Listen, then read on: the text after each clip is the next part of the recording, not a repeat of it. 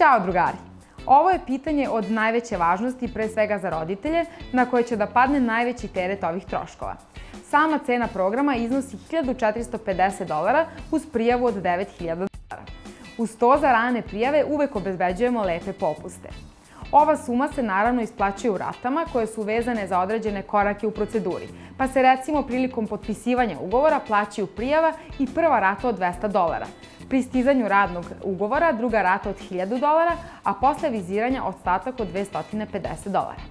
Svesni standarda većine porodica u našoj zemlji, dozvoljavali smo našim studentima da ove uplate podele na način koji bi im olakšao celokupni izdatak, te drugu ratu možete podeliti na više manjih koje ćete dati do viziranja. Samo unapred pošaljite vaš plan isplate. Uz to uvek imate u vidu da pored programa imate još nekoliko linija izdataka.